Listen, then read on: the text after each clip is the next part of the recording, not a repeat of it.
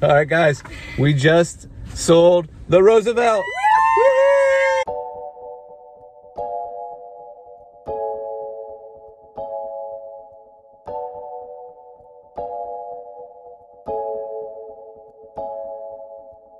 There is absolutely no question about it. This is the hardest home I've ever sold.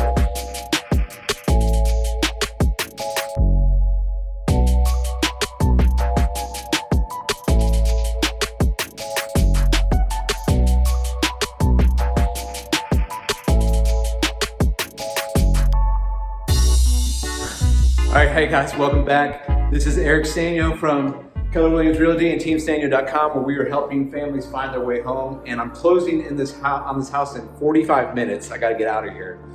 But for those of you who have watched my TikTok channel, you might recognize this house. This is actually a house that I own. This is the first house I ever bought. I'm on Cleft Pike in Anderson Township, and my wife and I bought this house. It was the first house we ever bought. We lived in it when we were young life leaders, when we were in our 20s. We had our first child in this house. There's so many memories. We did a home church out of this house, like literally out of our basement. We had people, and this was after we lived in it for about 4 years. It was rented to different young life leaders for 8 years. So there's an serious emotional attachment to this house. This house has been owned since 2007, so 13 plus years. And it's selling today. So on one aspect, it's very difficult just to be like seeing this thing go and going to someone else, because it's been used so well for this community of Anderson Township and Southeast Cincinnati. But the real difficulty of what's been hard to get this thing sold is right now we're going to close with the 6th buyer on this house. I have 5 releases on this house from buyers. I've never heard anything like it. I've talked to other people in my office. They're like, "Are you kidding me? That is nuts." I had 5 releases, and I'll show you in the basement, but when we bought the house in 07, in 06, the previous owners put in some power braces in the basement. So they had a 25-year warranty. There's no movement in the basement. It's lifetime waterproof, but that scared people. And then the second thing was our garage is older. This house was built in 1926, I think, and the garage has shifted a little bit. So those 2 things, we had our first buyer, she backed out, got a mutual release. Second buyer, same thing. And I'm like, you gotta be kidding me, this is crazy. Third buyer, and I'm telling the agents, listen, here are the things, here's what came back on the inspection. Do not give me an offer unless your buyer is gonna close. They're like, oh yeah, no problem. They're definitely gonna close, they love the house.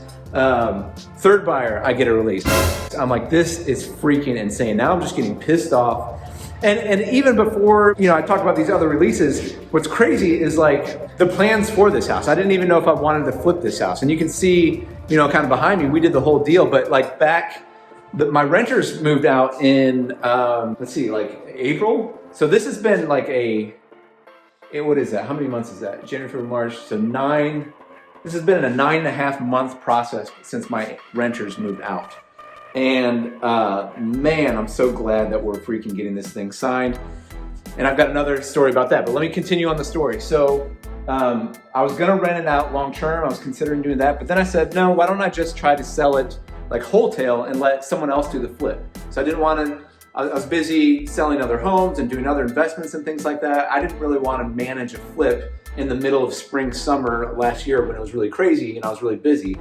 I put it out there for about 10 days. I had one buyer and then she got sick and she backed out. Really the 6, that wasn't a technical contract, but I forgot about that buyer. So then we did the flip. It took 3-4 months. We got it back on the market and we had these 3 releases. The fourth buyer came in. That was a financing issue. After the 3rd release, here's what I did. I had a structural engineer come out, give us a report, check off on everything and say, hey, it's okay. I had a basement doctor come out to the garage, which you can see behind me here, and give a quote for stabilizing the garage. And so 4th buyer backed out because of financing. So they couldn't get their financing. They wanted the house, but they screwed up, whatever. I'm like, you have got to be freaking kidding me. This thing has given me a heart attack Like so much stress. And so much emotions is in this house. I can't believe we're actually closing it today. And then fifth buyer, same thing. We gave them the inspection report. They had the structural engineer report. We thought for sure that was going through. And their buyer's agent was shocked, just like I was when they sent a release.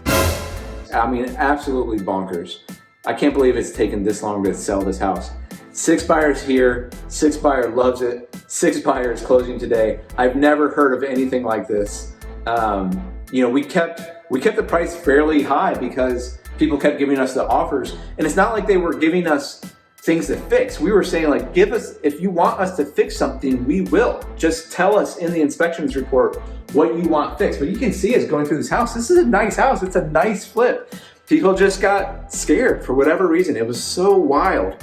And on this last buyer, they did. They asked for the garage to be fixed, so we're fixing that. And there's a few minor electric things that we got done and one minor plumbing thing we got done. So we're good to go. We're closing on this thing. I don't think, with all the emotions, with all the history, with everything that's wrapped up in this house, I don't know if I'll ever have a house as hard to sell as this one. Not only was it like extremely hard to get to the closing table, which we're heading today. Oh, I gotta tell that story. So maybe another time, but we've had symptoms in our house this morning of, or the last few weeks of cough. We've all tested negative, but this morning, one of my sons on an at-home test tested faint line positive on an at-home test. And we're like, is that a false positive? We don't know. And so the title company was like, you can't come, but we're working it around. We're all going up there. We're gonna wait in the van. We're not going inside. And there is a notary in the office who already had COVID who's gonna bring out the papers for us to sign in our van. Unbelievable how crazy this has been. I'm like, I don't care what it takes. I will do whatever you say. Just let me close on this house. I have to close on this house. Like, it has to be gone. I love this house. It's called the Roosevelt. We named it that. It's been affectionate. It's been like a huge part of my family story. But today, it is time for it to go. All right, guys, that's the story. I'll see you later. Can we have a party? All right, guys, we just sold the Roosevelt. It happened. It closed. Good job. Good job on all your work, everybody. Good job, Holmes. You did it. All right. If you like this content and you want more kind of daily vlog stories of a Cincinnati real estate investor and a Cincinnati realtor or Northern Kentucky, guys, please be sure to like this video, comment below. What's the hardest home you've ever bought or sold? We'd love to hear that story. Yeah, subscribe to the channel, hit the notification bell. Really means a lot to me when you guys comment. I'm trying to make a lot of good content, what it's like to be a real estate agent, what it's like to be a real estate investor, and your guys' likes really motivates me and your comments to keep going. So please do that, and we'll see you in the next one. Bye.